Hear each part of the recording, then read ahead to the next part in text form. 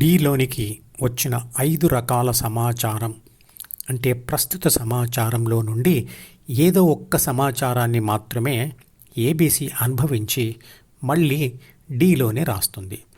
ఇప్పుడు డీలోని ఆ సమాచారం గత సమాచారం అయింది. ఇప్పుడు ఏబీసీ ఈ గత సమాచారాన్నే విశ్లేషించి సూచనలు లేదా కోరికలు సృష్టించి వాటిని డీలోనే రాస్తుంది. ఇప్పుడు ఏబీసీ ఆ కోరికలను భవిష్యత్తులో తీర్చుకుంటుంది. ఇక్కడ గమనించవలసిన అతి ముఖ్యమైన విషయం ఏమిటంటే ఏబీసీ ముందుకు వచ్చిన ప్రస్తుతం గతంగా మారి భవిష్యత్తును సృష్టిస్తుంది. తెలుసుకోవలసిన ఇంకొక విషయం ఏమిటంటే ఏబీసీ యొక్క సంపూర్ణ ధ్యాస ఒకసారికి డీలోని ఏదో ఒక దాని మీదే పెట్టగలదు. ఏబీసీ ధ్యాస ప్రస్తుతంలో అంటే వర్తమానంలో లోనికి వస్తున్న 5 రకాల సమాచారములలో ఏదో ఒకదాని మీద సంపూర్ణ ధ్యాస పెడుతున్నప్పుడు మిగతా 4ని వదిలివేస్తుంది. ఆ సమయంలో డీలోనే ఉన్న గత సమాచారాన్ని మరియు దాని ద్వారా వచ్చే భవిష్యత్తు కోరికలను కూడా చూడలేదు. అలాగే ఏబీసీ యొక్క సంపూర్ణ ధ్యాస డీలోని గత సమాచారం మీద ఉన్న లేదా భవిష్యత్తు కోరిక మీద ఉన్న ఆ సమయంలో ఈ ద్వారా వస్తున్న ప్రస్తుత 5 రకాల సమాచారంను గ్రహించదు. ఏబీసీ యొక్క ఈ లక్షణమే ధ్యానంలో ఉపయోగించబడుతుంది. ఏబీసీకి డీలోని గతం చదివితే వచ్చేది ఆలోచన అయితే ప్రస్తుతంలో 5 జ్ఞానేంద్రియాల ద్వారా వచ్చేది అనుభవం అవుతుంది. దృశ్యం ఒక అనుభవం, శ్రవణం ఒక అనుభవం, స్పర్శ ఒక అనుభవం, అలాగే రుచి వాసన అనుభవాలు ఉంటాయి. ఏబీసీకి గాఢ నిద్ర మరియు ధ్యాన అనుభవంలో ఉంటే దానికి డి అవసరం లేదు. అంటే గతం మరియు దాని ద్వారా వచ్చే భవిష్యత్తు అవసరం లేదు. ఏబీసీ యొక్క సంపూర్ణ ధ్యాస గత ఆలోచన లేదా భవిష్యత్తు కోరిక మీద ఉంటే ప్రస్తుత అనుభవం మీద ఉండదు.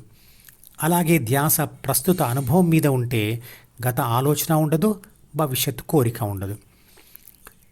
ఇది ధ్యానం అంటే ఏమిటో ఎలా చేయాలో చెప్పేందుకు ఉపయోగపడే ప్రధాన సూత్రం. మనిషి ధ్యాస ఒక విషయం మీద పాక్షికంగా లేదా సంపూర్ణంగా ఉండవచ్చు. సంపూర్ణ ధ్యాస ఒక సమయంలో ఏదో ఒక దాని మీద మాత్రమే పెట్టగలదు. పాక్షిక ధ్యాస ఒకేసారికి 2 లేదా 3 విషయాల మీద పెట్టవచ్చు, కానీ పాక్షిక ధ్యాసలో సమాచార సేకరణ స్పష్టంగా ఉండదు. అందువల్ల ఆ సమాచారం యొక్క విశ్లేషణ కూడా సరి అయిన ఫలితాన్ని ఇవ్వదు. సంపూర్ణ ధ్యాస అయితే ఆలోచన మీద పెట్టవచ్చు లేదా అనుభవం మీద పెట్టవచ్చు. అంటే ఒకసారికి ఒకదాని మీదే సంపూర్ణ ధ్యాస పెట్టవచ్చు అని తెలుసుకున్నాం కదా. సమాధి స్థితి అనేది ఆత్మ సంపూర్ణ ధ్యాసతో హృదయ అనుభవంలో ఉండిపోయిన పరిస్థితి. సమాధి స్థితిలో ఉన్న ఆత్మ యొక్క బుద్ధి అంటే విశ్లేషణ శక్తి నిర్లిప్తమైపోతుంది అంటాడు భగవద్గీతలో కృష్ణుడు. అంటే ఏదైనా ఒక అనుభవంలో ఆత్మ సంపూర్ణంగా లీనమైపోయినప్పుడు ఆ అనుభవాన్ని సంపూర్ణంగా అనుభవిస్తూ ఉంటుంది తప్ప ఏ ఆలోచన చేయలేదు. ఏ విషయం యొక్క విశ్లేషణ జరగదు. అంటే ఏ ఆలోచనలు ఉండవు. సంపూర్ణ అనుభవంలో ఉంటే ఆలోచన రాదు, ఆలోచనలో ఉంటే సంపూర్ణ అనుభవంలో ఉండలేరు అన్నది ధ్యాన సూత్రం. అందుకే బాధిస్తున్న ద్వితీయ మనసును విడిచిపెట్టడానికి ధ్యానమును ఎన్నుకొని ధ్యానం చేస్తూ చేస్తూ సంపూర్ణ ధ్యాన అనుభవంలో మునిగిపోతాం. మనకు నిత్య జీవితంలో ఎదురయ్యే అలాంటి ఒక తాత్కాలిక అనుభవంను ఉదాహరణగా తీసుకుందాం. ఊహించని ఒక జోక్కు పగలబడి నవ్వుతున్నటువంటి సందర్భంలో మనం నవ్వు తాలూకు అనుభవంలో సంపూర్ణంగా మునిగిపోతాం. ఆ సమయంలో ఎవరైనా ఏదైనా చెప్తున్నా అది మన చెవికి చేరదు. మనసులో ఉన్న విషయాన్ని కూడా విశ్లేషించడం ఉండదు. అలాగే తీవ్రమైన ఆలోచనలో ఉన్నప్పుడు నవ్వు కలిగించే దృశ్యం ఎదురుగా ఉన్న నవ్వు అనుభవం రాదు. ధ్యాన సాధన ద్వారా మొదట ద్వితీయ మనసు పరివర్తనకు, తర్వాత ప్రాథమిక మనసు పరివర్తనకు మరియు చివరిగా అమనస్క స్థితి అంటే మనసును వదిలివేసిన స్థితి సాధించడానికి ఉపయోగపడే శరీరంలోని విషయాలు ఏమిటంటే ఆత్మ, ప్రాథమిక మనసు, ద్వితీయ మనసు, జ్ఞానేంద్రియాలు మరియు హృదయం.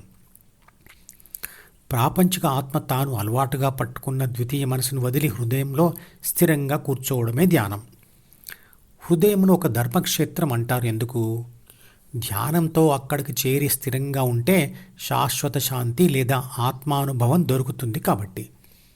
ద్వితీయ మనసును కురుక్షేత్రం అంటే యుద్ధభూమి అంటారు, ఎందుకంటే అక్కడ ప్రాపంచిక ఆత్మ ఆలోచనలతో యుద్ధం చేస్తూ ఉంటుంది కాబట్టి. శిశువుకు ద్వితీయ మనసు ఏర్పడి ఉండనప్పుడు మెదడు ఒక ఖాళీ నోట్బుక్ లేదా డైరీ లాంటిది. ఆ డైరీలో ప్రాపంచిక నేను అంటే ప్రాపంచిక ఆత్మ రోజువారీగా చేసే పనుల అనుభవాల సారాన్ని, అహంను మరియు సమాచారంను, సూచనలను రాస్తూ ఉంటే అదే ద్వితీయ మనసు అవుతుంది. ద్వితీయ మనసులోని ఆ సూచనలే కోరికలు లేదా నిర్ణయాలు. వాటిని ప్రాపంచిక ఆత్మ పట్టుకున్న తర్వాతే అంటే చదివిన తర్వాతే వాటిని ఆచరణలో పెట్టడం అంటే పని చేయడం జరుగుతుంది. పనులు ఏమీ చేయకుండా ఉన్నప్పుడు కూడా ఆత్మ జ్ఞానేంద్రియాల ద్వారా వచ్చే బాహ్య ప్రపంచపు సమాచారాన్ని తీసుకొని డిలో రాస్తూ ఉంటుంది. ఉదాహరణకు పుస్తకం చదవడం లేదా టీచర్ చెప్తున్న విషయాలు వినడం. అప్పుడు ఏమీ పనులు చేయం, కానీ తెలుసుకున్న విషయాలను మనసులో రాసుకుంటూ ఉంటాం. మధుపదం యూట్యూబ్ ఛానల్లోని ప్రతి వీడియోకి ఒక నెంబర్ ఇవ్వబడింది. 1వ నంబర్ వీడియో నుండి మొదలుపెట్టి వరుసగా చివరి వీడియో వరకు చూస్తేనే ఆత్మశాస్త్రం సంపూర్ణంగా అర్థమవుతుంది. ఈ వీడియో డిస్క్రిప్షన్లో ఉంచిన మధుపదం ప్లేలిస్ట్ లింక్ ద్వారా అన్ని వీడియోలు వరుసగా చూడవచ్చు.